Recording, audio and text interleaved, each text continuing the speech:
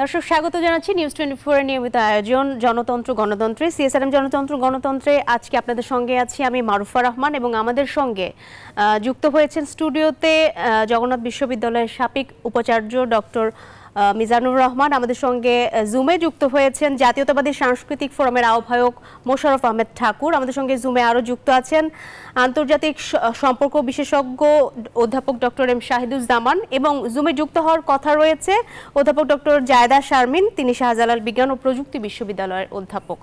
আমরা মূলত আজকে কথা বলতে চাই তিনটি ইস্যুতে।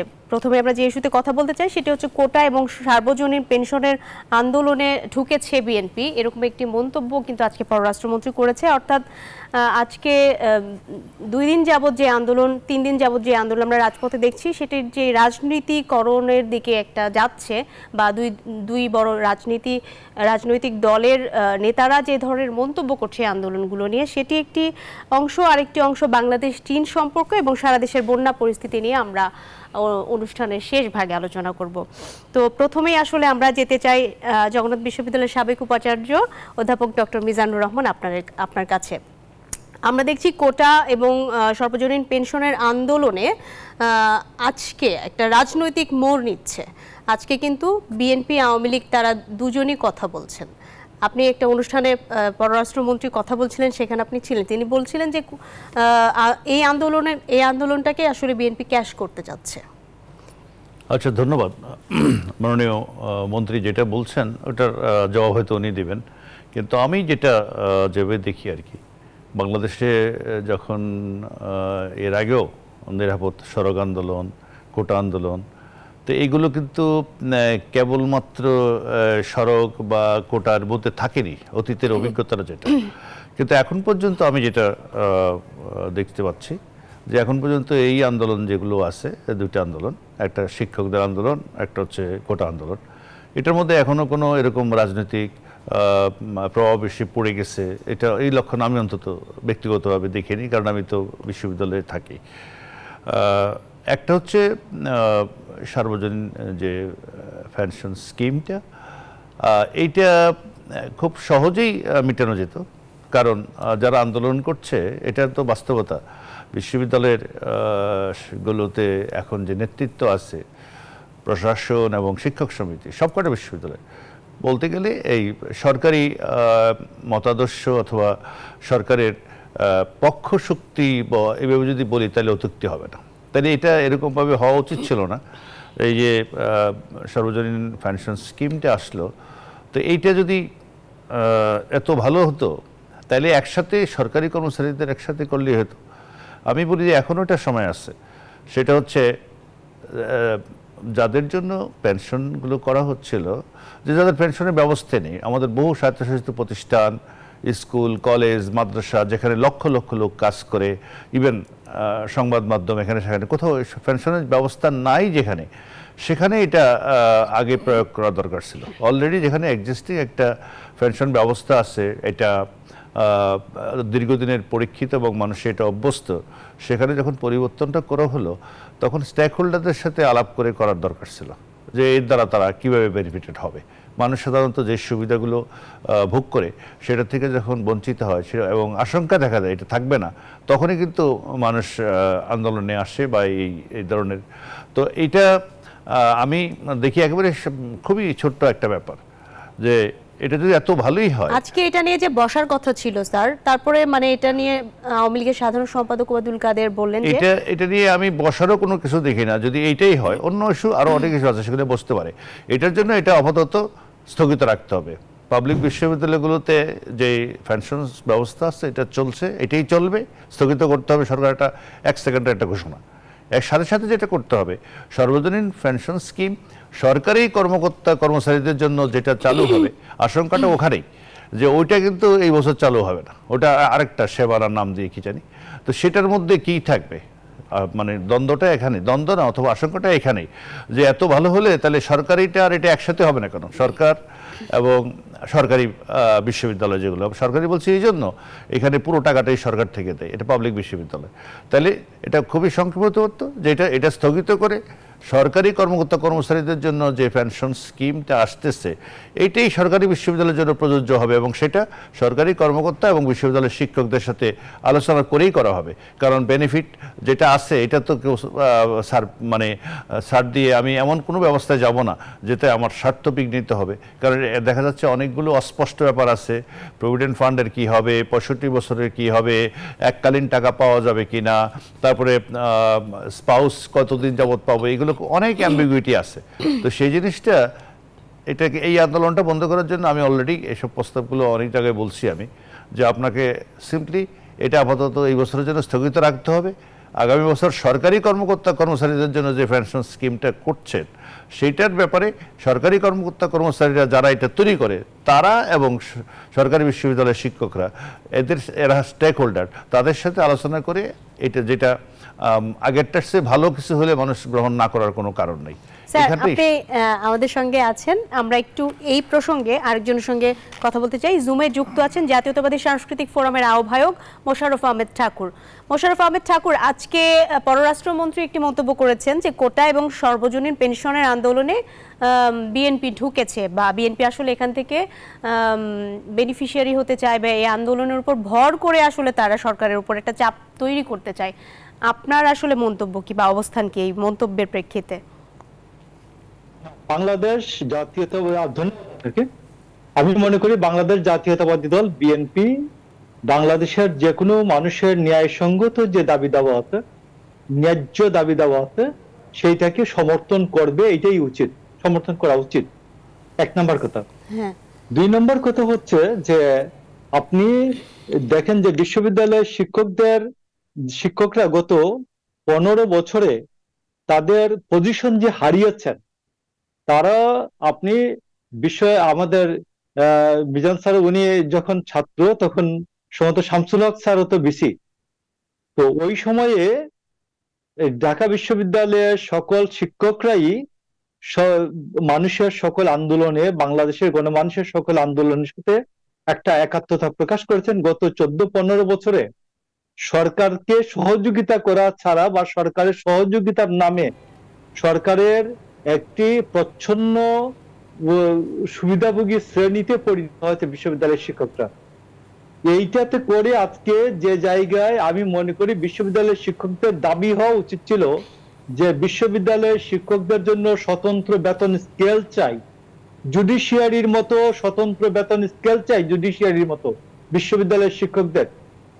ঠিক সেই দাবি দেওয়ার উল্টো আজকে রাষ্ট্র তাদেরকে যে অধিকারটুকু দিয়েছিল, যেটা কখনোই রাষ্ট্র একবার অধিকার দিলে আর কেড়ে নিতে পারে না, তাদের অধিকার কেড়ে নিচ্ছে। তাদের এককালীন যে 80,71,000 বা 81 লক্ষ টাকা এটা পাবে কিনা এটা নিশ্চয়তা নাই, তাদের স্পাউসরা কতদিন পাবেন এটা নিশ্চয়তা নাই, এটা মিজান সাহেব নিজেই বললেন। তো আমি আপনাকে বলি যে এটা হচ্ছে যে এটা এতদিন মনে ছিল যে সরকারকে শুধু সহযোগিতা করলেই সরকার সবকিছু দিয়ে যাবে, তা না। আসলে মানুষের আন্দোলনের সাথে, ডেমোক্রেসির সাথে, সবকিছুর সাথে বিশ্ববিদ্যালয়ের শিক্ষকদেরকে থাকতে হয়। যখন তারা নিজেদেরকে বিচ্ছিন্ন দ্বীপের অধিবাসী মনে করেন তখন সরকারের থাবাটা পড়ে। আজকে উনাদের শিক্ষক যারা, উনাদের ছাত্র যারা, সচিব যারা, আজকে আমি দেখলাম গোলাম মুস্তাফা পেনশন কর্তৃপক্ষের যে কি একজন মুখপাত্র গোলাম মুস্তাফা, তাকে বলুন না যে আমাদের যে আওয়ামী লীগের রাষ্ট্রের সরকারের সহযোগী আবুল বারাকাত অর্থনীতি, আবুল বারাকাতকে নিয়ে এইটা হিসাব করুক যে একটা লোক 5 বছর 5,000 টাকা করে প্রতি মাসে জমা দিয়ে গেলে 35 বছরে তার কত টাকা জমা হয়, তিনি 35 বছর পরে কত টাকা পান। তো এইখানে এটা আমি আপনাকে বলছি যে আজকে বিশ্ববিদ্যালয়ের শিক্ষকদের যুক্তিসঙ্গত দাবি দেওয়ার সাথে আমরা অবশ্যই একমত। মোশাররফ আহমেদ ঠাকুর, আপনি আমাদের সাথেই থাকুন। আমরা একটু এই বিষয়ে অধ্যাপক মিজানুর রহমানের একটু আমি মন্তব্য নিতে চাই। মোশাররফ আহমেদ ঠাকুর বলছিলেন যে সব ন্যায়সঙ্গত যে আন্দোলনগুলো হচ্ছে তাদের সাথে একটি বড় গণতান্ত্রিক দল হিসেবে তারা আসলে সমর্থন জানাচ্ছে। না, বিশ্ববিদ্যালয় আমি মনে করি আর কি যে এটা আলাদা করে এটা কোনো একটা বিচ্ছিন্ন দ্বীপ না। দেশের যে সার্বিক যে সংকটগুলো আসে, যখন যেই কোনো চ্যালেঞ্জ আসে, সেখানে কিন্তু বিশ্ববিদ্যালয়ের শিক্ষকরা, ছাত্ররা মানে প্রতিবাদ মুখর হয়, এবং সেগুলা আমাদের দেশে বহু গণতান্ত্রিক আন্দোলন, বহু না, আমি বলবো সবকটা গণতান্ত্রিক আন্দোলন বা যত ধরনের প্রগ্রেসিভ ধারার যত আন্দোলন, সেগুলো কিন্তু বিশ্ববিদ্যালয়ের শিক্ষকরাই করে। তো এখন দুর্ভাগ্যজনকভাবে বিশ্ববিদ্যালয়ে শিক্ষকদের একটা স্বতন্ত্র স্কেলের কথা দীর্ঘদিন বলে আসছে। আপনারা আজ কদিনের মধ্যে পত্রিকার মধ্যে ভালো করে দেখবেন, ইভেন পাকিস্তানের মতো দেশ অথবা ভারত, আশেপাশে নেপাল, ইভেন শ্রীলঙ্কা, সব জায়গাতে যদি যে বেতনের স্কেল দেখেন শিক্ষকদের, সেটা বাংলাদেশের থেকে দ্বিগুণ, 3 গুণ পর্যন্ত, 4 গুণ পর্যন্ত আছে। এর দ্বারা যেটা হয় আর কি, আমরা আমার শিক্ষকতা 42 বছর শিক্ষকতার অভিজ্ঞতায় এখন আস্তে আস্তে যদি এটাকে আপনি অনাকর্ষণীয় করে ফেলেন, যে এই চাকরিটা, এই বিশ্ববিদ্যালয়ের চাকরিটা খুব কম সংখ্যকই কেবলমাত্র গবেষণা করবে, শিক্ষকতা করবে, এই মমত্ববোধ নিয়ে মানুষ গড়বে, মানুষ গড়ার কারিগর হবে, এটা নিয়ে যারা আসবে তাদেরও তো আসলে ভালো থাকতে, খেতে ইচ্ছে করে। তো সেই জিনিসটা, অর্থাৎ মোটামুটি একটা জীবন ধারণের জন্য, সম্মানজনক জীবিকার জন্য এবং নিশ্চিত ভবিষ্যতের জন্য কে চিন্তা না করে। তো এইগুলো যদি আপনি মানে ব্যবস্থা না রাখেন তাদের চাকরির মধ্যে, তাহলে এখানে কিন্তু মেধাবীরা আকর্ষিত হবে না। ইতিমধ্যে এই ধরনের একটা ট্রেন্ড আছে, কিন্তু এক মেধাবীরা আকর্ষিত হয় না। আরও বড় আমাদের এই চাকরি বিশ্ববিদ্যালয়ে তো সব মিলিয়ে 15,000 বিশ্ববিদ্যালয়ের শিক্ষক আছেন, মনে করি 52টা 53টা বিশ্ববিদ্যালয়ে, কিন্তু এর বাইরে আরও অসংখ্য চাকরি আছে, জব আছে বহুজাতিক সংস্থায়, কর্পোরেট হাউসে, যেগুলোর বেতন কিন্তু বিশ্ববিদ্যালয়ের শিক্ষক থেকে 10 গুণ, 15 গুণ, 20 গুণ পর্যন্ত আছে। তো সেগুলোতে তারা চলে যাবে, এবং অনেকে হয়তো বিদেশ গেলে, যে অনেকে যে দেশে আসে না, আমাদের শিক্ষকদের মতো এই জিনিসটা আছে, তো সেটাও কিন্তু বাড়বে।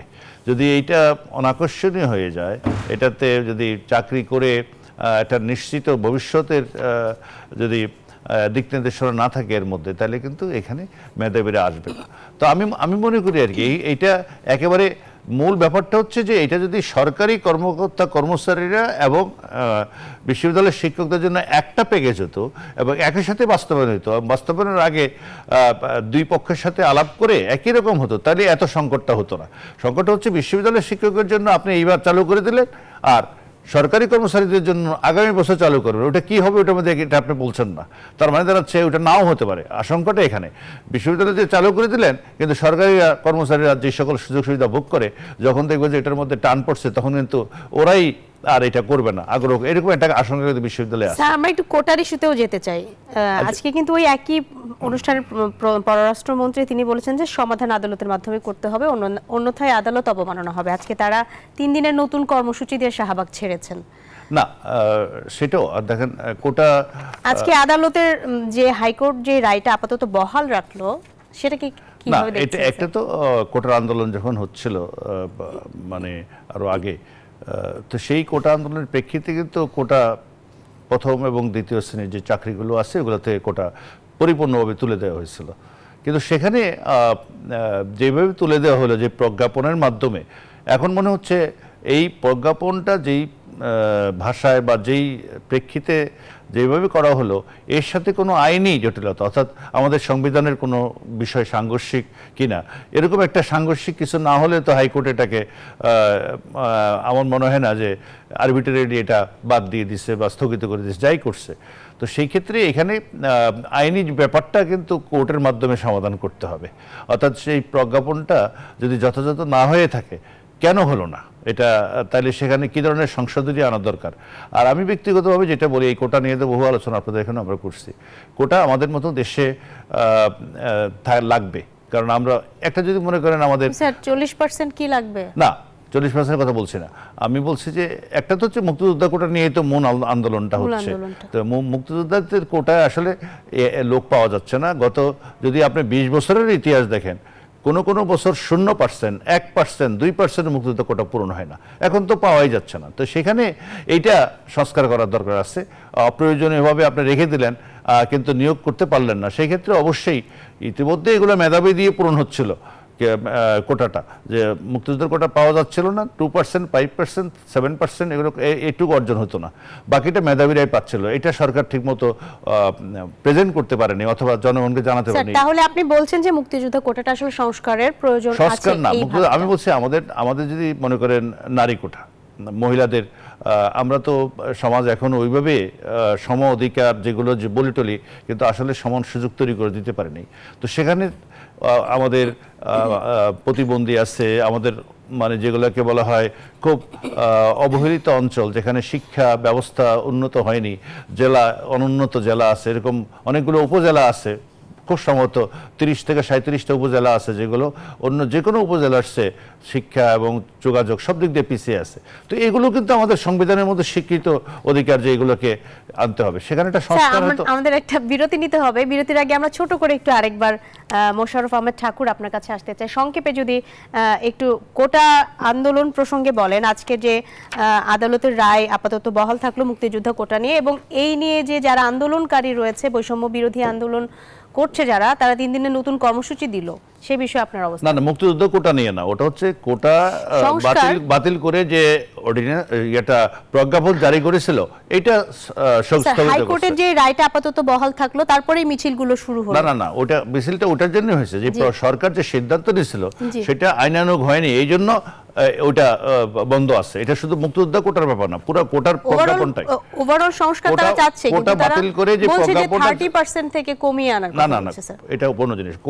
কোটা বাতিল করে যে প্রজ্ঞাপনটা সরকার জারি করেছিল সেটা আইনসম্মত হয়নি, সেজন্য এটা সরকার কোর্ট বাতিল করছে।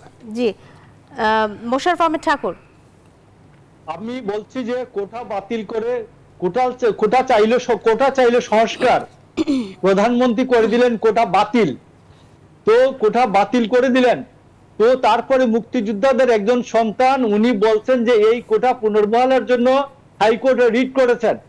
এই রিটের রেজাল্ট এই কয়েকদিন আগে হলো, তারা বলেছেন যে মুক্তিযোদ্ধাদের কোটা 30% বহাল থাকবে। এইটা হলো মূল বিষয়। এখন শিক্ষার্থীরা আন্দোলনের পরে আজকে তারা আপিল নিয়ে গেছিলেন, আপিলের ডিভিশন বলছেন পরে শুনবেন। তো আমি আপনাকে বলি যে কিছু কিছু জিনিস আছে 2 আর 2 4, এটা শিখতে ডক্টর মিজানুর রহমানের কাছে যেতে হয় না, মার্কেটিং এর ডিপার্টমেন্টে যেতে হয় না।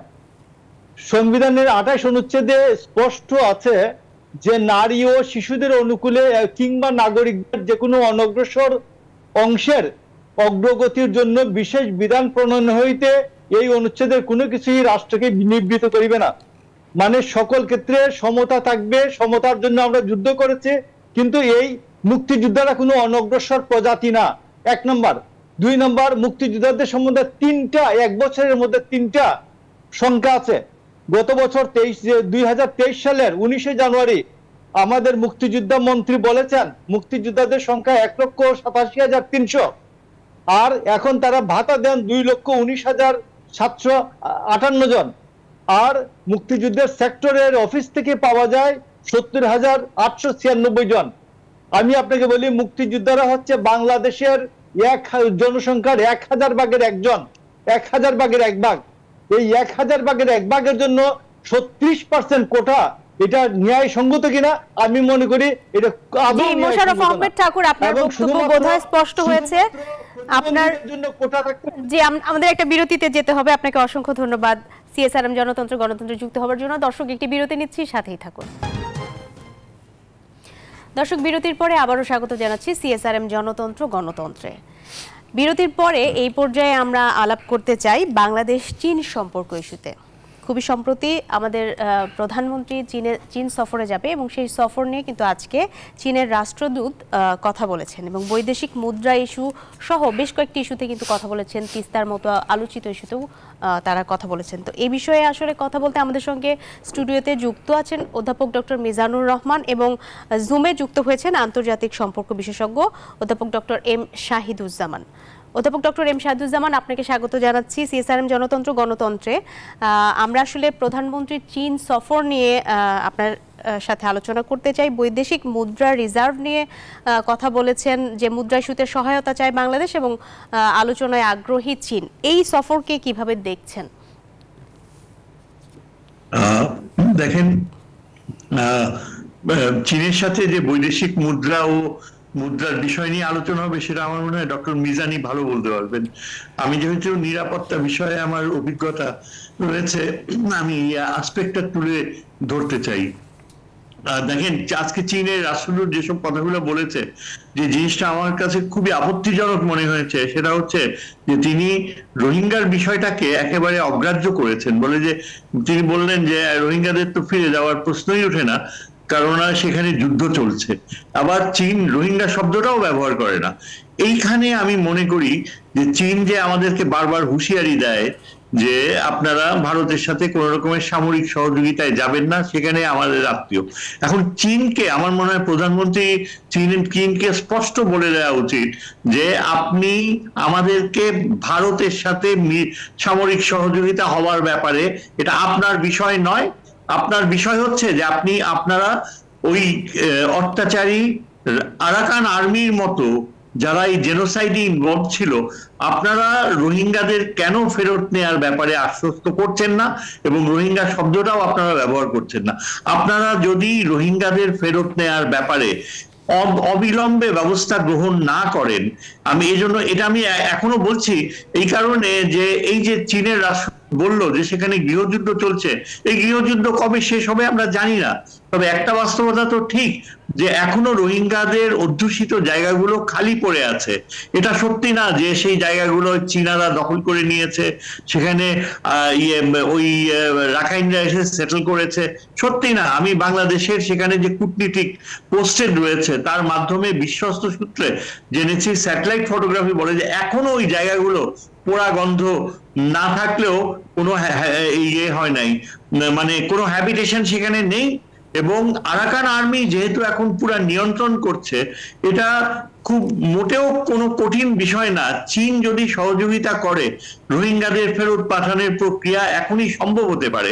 এবং আরাকান আর্মি কিন্তু এই যে আপনার চীনকে এটা জানিয়ে দেওয়া উচিত যে এই যে জেনোসাইড কমিট করেছিল এই রোহিঙ্গাদের বিপক্ষে, সেখানে সবচেয়ে বড় উস্কানি দাতা ছিল এই আরাকান আর্মি। এবং এই আরাকান আর্মি কিন্তু এক সময় তারা ইঙ্গিত করেছিল যে রোহিঙ্গাদের কাছে ক্ষমা প্রার্থনা করছে, তারা এনইউজি গভর্নমেন্টের সাথে মিলে তারা রোহিঙ্গাদেরকে যথাযথ সম্মানের সাথে ফেরত নিবে এবং নাগরিকত্ব ফেরত দিবে। এই অবস্থান কিন্তু একসময় আরাকান আর্মি সমর্থন করেছিল। আজকে তারা যেহেতু তাদের একটা সুবিধাজনক পর্যায়ে চলে আসছে, যেহেতু তারা এখন টাকমাডর বিপক্ষে যুদ্ধে জিতে যাচ্ছে, এখন তারা রোহিঙ্গা শব্দও ব্যবহার করবে না এবং রোহিঙ্গা নামটাও ব্যবহার করবে না। জি, ডক্টর এম শাহিদুজ্জামান, আপনি আমাদের সঙ্গে যুক্ত থাকুন। আমরা এই ইস্যুতে একটু অধ্যাপক ডক্টর মিজানুর রহমানের কাছে আসতে চাই। রোহিঙ্গা ইস্যুতে ডক্টর শাহিদুজ্জামান যে কথাটা বললেন, এই বেইজিং সফরে রোহিঙ্গা ইস্যুটা তো অবশ্যই চায়নার যেতে যে মাননীয় প্রধানমন্ত্রী সফরে খুবই হাইলাইটেড হওয়া উচিত। আলোচনা তো আমি বহুবার এই কথাটা বলছি যে এইখানে যে মিয়ানমার যে রাষ্ট্রটা এইটা, এবং এখানে এখন যে বিদ্রোহী গ্রুপগুলো মিয়ানমারে খুব আপার হ্যান্ডে আছে, যারা মিয়ানমারের বিভিন্ন অঞ্চল দখল করে আছে, সবগুলোর সাথে চীনের সম্পর্ক। মানে একদিকে মিয়ানমার যে সামরিক সরকার যেটা আছে তাদের অস্ত্র শস্য সরবরাহ এবং তাদের মদত চীন দিচ্ছে, আবার এটাও কথিত আছে এই বিদ্রোহী যে গ্রুপগুলো আছে সেগুলোকেও আবার চীনের মানে একটা ডাবল ইয়াতে চলছে চীন। তবে এইটা সত্য, এখন রোহিঙ্গাদের ফিরে যাওয়ার আসলে বাস্তব অবস্থা যেটা, সেটা মনে করি এই মুহূর্তে সম্ভব না। ওখানে একটা যুদ্ধ চলছে এবং অনবরত বোমা গোলাগুলি চলছে, তারপরে হেলিকপ্টার দিয়ে গোলাগুলি চলছে। সেখানে রোহিঙ্গারা এই চলে যাবে এবং তারা নিরাপদে যাবে আমার মনে হয় না। সেই জন্য এই অবস্থার অ্যাসপার হতে হবে, অর্থাৎ এই যুদ্ধ থামতে হবে। আরাকান বাহিনী যদি ওই এলাকা দখল করে একেবারে সম্পূর্ণ আরাকান নিয়ন্ত্রণ নিয়ে নেয় এবং একটা স্বীকৃতি পায়, তখন আরাকানদের সাথে আলাপ করতে হবে। যদিও আরাকান আর্মি যারা আছে তারাও কিন্তু রোহিঙ্গাদের বিতরণের ক্ষেত্রে একটা মুখ্য ভূমিকা পালন করেছিল। তো আমি জানি না এর মধ্যে খুব জটিল সমস্যা আছে, তবে এই চাপটা চীনের উপর রাখতেই হবে যে এই সমস্যা সমাধানে চীনে বাংলাদেশকে সহযোগিতা করতেই হবে। আর আরেকটা ইস্যু যেটা নিয়ে শাহিদুজ্জামান বললেন, বাংলাদেশের সাথে এখন চীনের যে সম্পর্ক এটা বহুপাক্ষিক হয়ে গেছে। বহুপাক্ষিক এই অর্থে যে এটা শুধু এখন মাত্র কেবলমাত্র আমাদের ভূ রাজনৈতিক যে অবস্থান, এই অবস্থানের প্রেক্ষিতে গুরুত্ব পাচ্ছে তা না, আমাদের বহু ক্ষেত্রে অংশীদারিত্ব তৈরি হয়ে গেছে। কারণ আমাদের বিনিয়োগ, আমাদের অবকাঠামো উন্নয়ন থেকে আরম্ভ করে আমাদের বাণিজ্য, কারণ আমাদের সাথে চীনের $24 বিলিয়ন ব্যবসা। কারণ আমাদের যা কিছু এক্সপোর্ট করি, গার্মেন্টস যদি বলি, এই গার্মেন্টসের অ্যাক্সেসরিজ থেকে আরম্ভ করে কাপড় চোপড় যন্ত্রপাতি সব কিছু চায়নার থেকে আনি।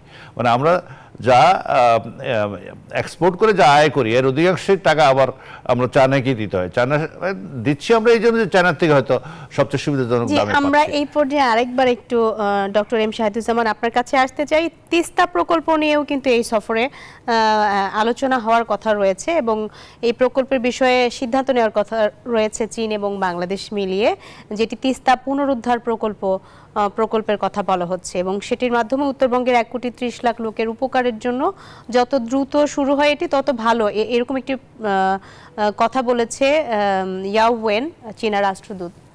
এ বিষয়ে আপনার অবস্থান কি? আসলে কি তিস্তার সমস্যার সমাধান হবে কিনা এটা নির্ভর করছে প্রধানমন্ত্রীর ইচ্ছার উপর। তবে মূল কথা, সেদিন আমি আইনুন নিশাতের মুখেও শুনলাম, তিনি একজন শীর্ষ বিশেষজ্ঞ এই পানি বিষয়ে, যে তিস্তা প্রকল্প অবশ্যই চীনকে দেয়াটা জাতীয় স্বার্থের জন্য অপরিহার্য এবং এটা অনেক দেরি হয়ে যাচ্ছে। একটা বাস্তবতা হচ্ছে যে কথাটা প্রায়ই উঠে না, এটা কিন্তু শুধু উত্তর দিকে যে পানি কতটুকু ভারত ছাড়বে সেই প্রশ্ন না, সবচেয়ে আরো মারাত্মক প্রশ্ন হচ্ছে যে বঙ্গোপসাগর থেকে যে নোনা পানি ঢুকছে ক্রমশ তিস্তার উত্তর দিকের পানির চাপ যদি না থাকে তাহলে লবণাক্ততা আরো বেড়ে যাবে এবং এই লবণাক্ততা মধ্য বাংলাদেশ পর্যন্ত চলে আসতে পারে। এবং এটা যত আমরা দেরি করছি তিস্তা প্রজেক্টকে বাস্তবায়ন করতে, ততই কিন্তু বাংলাদেশ মরুকরণের বাস্তবতার দিকে এগিয়ে যাচ্ছে। যত এখন দেখেন ভারত যে প্রস্তাবটা দিচ্ছে, ভারত যেসব কথা বলছে, এখানে তো ভারতের আসার কোনো বিষয় ছিল না। উত্তরবঙ্গে মমতা ব্যানার্জি কোনোভাবেই তিস্তার পানি ছাড়তে দেবে না, এখানে আন্তর্জাতিক আইনের সুস্পষ্ট লঙ্ঘন হয়েছে এবং মমতা ব্যানার্জিকে দোষ দিলে চলবে না। ব্যাপারটা হচ্ছে যে সিকিমের অঞ্চলেই অনেকগুলো ইলেকট্রিসিটি পানি রিজার্ভয়ার করা হয়েছে, সেখানে পানি অনেকাংশেই টেনে নেওয়া হচ্ছে। এগুলো তো ভারতকে বললে ভারত পাত্তাই দেবে না, শুনবে না। এখন ভারতীয় সোর্স থেকে আমরা যতদূর জানতে পেরেছি, তারা যে এখন বলে যে তারা এখানে কিছু অংশগ্রহণ করতে চায়, এটা কিছুই না, এটা একটা ডিলেইং ট্যাকটিক। মানে তিস্তা প্রজেক্ট আসলে এই সফরের পরেই আসলে জানা যাবে যে এই আশার আলো আমরা দেখতে পাচ্ছি সেটি আসলে বাস্তবায়ন হয় কিনা। আপনাকে অসংখ্য ধন্যবাদ ডক্টর এম শাহিদুজ্জামান, সিএসআরএম জনতন্ত্র গণতন্ত্র। এই পর্যায়ে আমরা আরো একটি বিরতি নিচ্ছি, সাথেই থাকুন। দর্শক, বিরতির পরে আবারও স্বাগত জানাচ্ছি সিএসআরএম জনতন্ত্র গণতন্ত্রে। আমরা এই পর্যায়ে আলাপ করতে চাই সারা দেশের বন্যা পরিস্থিতি নিয়ে। আমাদের সঙ্গে স্টুডিওতে আগে থেকেই যুক্ত আছেন অধ্যাপক ডক্টর মিজানুর রহমান এবং জুমে যুক্ত হয়েছেন শাহজালাল বিজ্ঞান ও প্রযুক্তি বিশ্ববিদ্যালয়ের অধ্যাপক ডক্টর জায়েদা শারমিন। ডক্টর জায়েদা শারমিন, আপনাকে স্বাগত জানাচ্ছি এবং সরাসরি আমরা আলাপে চলে যেতে চাই। সারা দেশের বন্যার যে পরিস্থিতি আমরা আজকে দেখছি যে 9 জেলার নিম্নাঞ্চল প্লাবিত হয়েছে, বন্যা পরিস্থিতিতে অবনতির শঙ্কা দেখা দিয়েছে। পাওবোর বেশ কিছু রিপোর্ট আমরা দেখেছি, লক্ষ লক্ষ মানুষ পানিবন্দী অবস্থায় রয়েছে এবং সিলেটের যে বিষয়টি যে 1 মাসে 3বার ভয়াবহ বন্যার কবলে সিলেট, আপনি যদি একটু ব্যাখ্যা করে বলেন এই বন্যার কারণ এবং এর থেকে উত্তরণের আসলে উপায় কি? আসলে সিলেটে যেটা হয়েছে গত কয়েক বছর থেকে, লাস্ট 22-এ যেটা হলো বা 23-এও কিছু কিছু জায়গায় এটা হয়েছিল, তো শহরে মানে সিটি কর্পোরেশনের আমার কাছে যেটা মনে হয় যে অপরিকল্পিত যে ডেভেলপমেন্ট, যেটা নগর উন্নয়ন, যেটা সেটা একটা বড় কারণ। কারণ আমরা দেখলাম যে গত বছরও কিন্তু ছড়াগুলো, সিলেটে যে ছোট ছোট ছড়াগুলো নদীর সাথে কানেক্টেড হয়েছে সেগুলো পরিষ্কার করা হয়েছে সিটি কর্পোরেশনের মাধ্যমে, কিন্তু তারপরেও বারবার একই রকম ঘটনা ঘটছে। তো আমার কাছে মনে হচ্ছে যে পরিমাণ এখানে বড় বড় বিল্ডিং হচ্ছে সেগুলোর পানি নিষ্কাশন বা সেগুলো ভরাট মাটি ভরাট করে যে বিল্ডিং গুলো হচ্ছে সেগুলোর পানি নিষ্কাশনের যে ব্যবস্থা কিংবা বর্জ্য ব্যবস্থার যে ধরনের উদ্যোগ নেওয়া দরকার সিটি কর্পোরেশনের মাধ্যমে বা একটা পরিকল্পনার মাধ্যমে, সেটার একটা ঘাটতি রয়েছে বলে আমার মনে হয়। আর একই সাথে সুনামগঞ্জে যেটা আছে, মানে আমাদের হাওর গুলোতে যে পানির ফ্লোটা হয়, সবসময় হাওরে আমরা দেখি যে একটা মানে সাডেন ফ্লাড হওয়ার একটা প্রবণতা সবসময় ছিল আগে, কিন্তু লাস্ট কয়েক বছর ধরে দেখা যাচ্ছে যে এটা একদম ভয়াবহ বন্যা পরিস্থিতি তৈরি করছে। তো কেউ কেউ কিশোরগঞ্জের মানে মিঠামইন ইটনার যে সড়কটার কথা কেউ কেউ বলছে, বিশেষজ্ঞদের পক্ষ থেকে দুরকম মতামতই আমরা শুনতে পাচ্ছি। তো আমার মনে হয় এটা নিয়েও একটু চিন্তা ভাবনা করা যেতে পারে, যেহেতু সুনামগঞ্জ একদমই সিলেটের সাথে খুব কানেক্টেড। আবার এদিকে যদি আমরা জৈন্তা বা অন্যান্য জায়গায় দেখি যে শিলংয়ে যখন বেশি বৃষ্টি হয় বা ভারতে, তখন কিন্তু ওরা সুইচ গেট গুলো খুলে দেয়, তখন একটা বড় ধরনের পানির ফ্লো আমাদের এখানে আসে। তো আমার মনে হয় এত বছর ধরে তো সিলেটে বন্যা পরিস্থিতি এত ভয়ঙ্কর হতে দেখা যায়নি, গত ৩-৪ বছর ধরে যেটা দেখা যাচ্ছে। তো আমার কাছে মনে হয় যে অপরিকল্পিত নগরায়ন একটা যেমন কারণ, একই সাথে আরো কয়েকটি কারণ এটার সাথে সংযুক্ত হয়েছে। সেই জায়গাগুলোতে যদি বিশেষজ্ঞ টিম গঠন করে এগুলোকে যাচাই বাছাই করা যায়, তাহলে আমার মনে হয় একটা ভালো ফলাফল পাওয়া যেতে পারে, বা সেই অনুযায়ী একটা উদ্যোগ গ্রহণ করা যেতে পারে ভবিষ্যৎ বন্যাকে প্রোটেক্ট করার জন্য। জি, ডক্টর জায়েদা শারমিন, আপনাকে অসংখ্য ধন্যবাদ আমাদের সঙ্গে যুক্ত হওয়ার জন্য।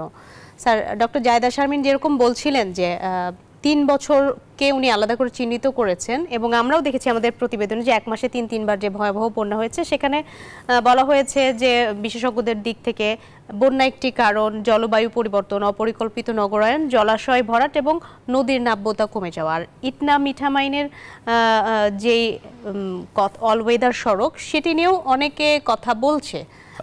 ডক্টর জায়েদার কথায় তো সবগুলো প্রসঙ্গে চলে আসছে। প্রথমে আমি ইটনা মিঠামাইন যে সড়ক, যদি এমন হয় যে সড়কের দুই পাশে পানির উচ্চতার মধ্যে ব্যাপক পার্থক্য, মানে সড়কের কারণে এইদিকে পানি হচ্ছে একদম সড়ক সুই সুই এখানে, আর এদিকে 3 ফুট নিচে পানি আছে বা 2 ফুট নিচে পানি আছে, তাহলে অবশ্যই বুঝতে হবে সড়ক প্রতিবন্ধকতা তৈরি করছে।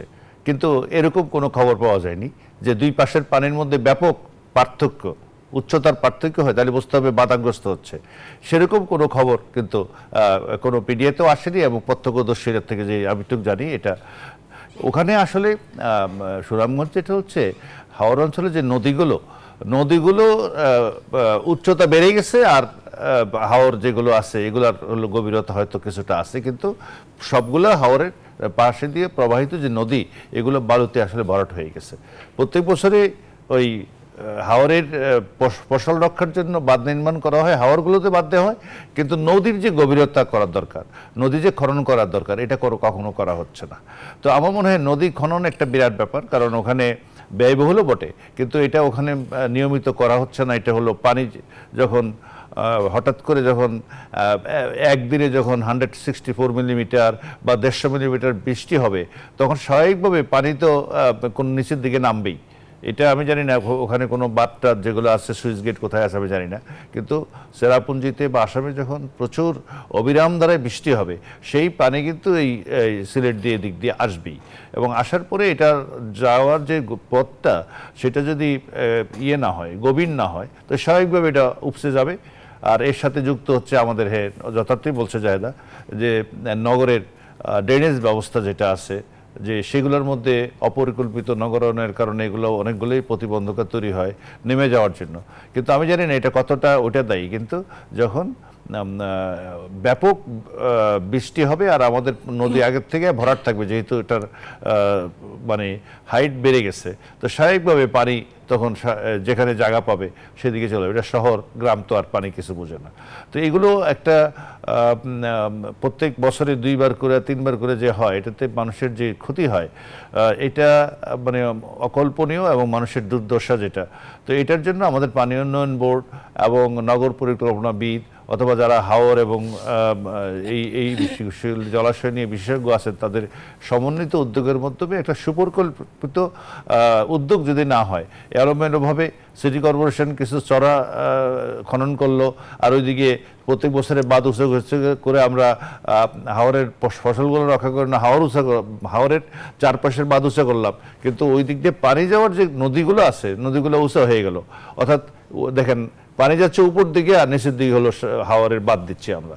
তো এই যে ঘটনাগুলো ঘটছে এগুলোর মধ্যে একটা সমন্বয় যদি না হয় তাহলে কিন্তু আমাদের এই, আর তাছাড়া প্রত্যেক বছরই হয় না বা আগে তো হয়নি, অত ব্যাপক হয়নি, হয়তো 5-7 বছর পরে পরে হতো, কিন্তু এখন আসলে জলবায়ু পরিবর্তনের কারণে হয়তো যখন বৃষ্টি হওয়ার কথা ছিল বৃষ্টি হয় নাই, যে বৃষ্টিটা 1 মাসে হতো এটা যখন 1 রাত্রের মধ্যে হয়, 2 রাত্রের মধ্যে হয়, এটা আমাদের এই দুর্ভোগ আমাদের পোহাতেই হবে। স্যার, আমাদের সঙ্গে এখনো ডক্টর জায়েদা শারমিন যুক্ত রয়েছেন, তার সঙ্গে আমরা আরেকবার এই বিষয়ে আলাপ করতে চাই ছোট করে। আমাদের হাতে 2 মিনিটের মতো সময় আছে। ডক্টর জায়েদা শারমিন, আপনি যদি একটু সমাধানের পথ বলেন বা অগ্রিম কোনো সতর্কতার বিষয়, কারণ বন্যা তো আসলে প্রতি বছর হয়, এই ক্ষতিটা কমাতে আসলে কি করতে পারে যারা সংশ্লিষ্ট রয়েছেন? আমার মনে হয় যে এটা একটু আমার কাছে মনে হচ্ছে আর কি, স্যার বলেছেন অলরেডি যে একটা যদি মানে শাসকদের টিম যদি তৈরি করে দেয়া যায়, বিশেষজ্ঞ টিম যারা আসলে একটু সবগুলো বিষয় একটু খতিয়ে দেখা যেতে পারে কিনা, আমার মনে হয় যে এখানে একটা একাডেমিক রিসার্চ যদি করা যায় সেটা একটা ভালো ফলাফল। কারণ হচ্ছে আপনি যেটা বলছেন যে পূর্বাভাস বা যেরকম বিষয়, সেটা চেরাপুঞ্জি কিংবা শিলং বা আসাম এই উপরে তখনই বেশি বৃষ্টি হয়, তখন কিন্তু এখানে অনেক বছর ধরে একটা প্র্যাকটিস, কিন্তু লাস্ট 3 বছর ধরে যেটা হয়েছে, যেমন আমরা সিলেট শহরে বিশ্ববিদ্যালয়ে, আমাদের সিলেট শহরেই বিশ্ববিদ্যালয়টি অবস্থিত, গত বছর কিন্তু একদম সাডেন ফ্লাডে আমাদের স্টুডেন্টরাও জলবদ্ধ হয়ে গিয়েছিল। হল থেকে স্টুডেন্টদেরকে এক ধরনের রেস্কিউ করতে হয়েছে, আমাদেরকে আর্মির গাড়ি এনে তাদেরকে বাইরে বের করে দিতে হচ্ছে, এবং এত দ্রুত ইউনিভার্সিটিতে পানি জমে যেতে আমি প্রায় 22 বছরের বেশি এই বিশ্ববিদ্যালয়ে কাজ করি এবং সিলেটে আছি, এরকম আমি কখনো দেখিনি। তো এই যে যদি শহরে অবস্থিত একটি বিশ্ববিদ্যালয়ে এরকম সিচুয়েশন হয় যেখানে ছাত্রছাত্রীদেরকে আর্মির গাড়িতে করে হল থেকে বাইরে বের করে দেওয়ার একটা ব্যবস্থা নিতে হয়, তাহলে এটা কিন্তু সাধারণ যে মানুষ যারা আরেকটু নিচু এলাকায় থাকে বা শহরের আশেপাশে থাকে তাদের অবস্থা আসলে আরো ভয়াবহ, এবং ইতিমধ্যে সারা দেশে অনেকেই এই ভয়াবহ সময়ের মধ্যে দিয়ে যাচ্ছে। সেক্ষেত্রে আসলে খতিয়ে দেখা দরকার আপনার মতামত অনুযায়ী, এবং একাডেমিক রিসার্চ হওয়া প্রয়োজন। সিএসআরএম জনতন্ত্র গণতন্ত্রে যুক্ত হওয়ার জন্য আপনাকে অসংখ্য ধন্যবাদ স্যার, আপনাকেও অসংখ্য ধন্যবাদ। দর্শক এতক্ষণ সাথে থাকার জন্য আপনাদেরকে ধন্যবাদ। আজ এ পর্যন্তই।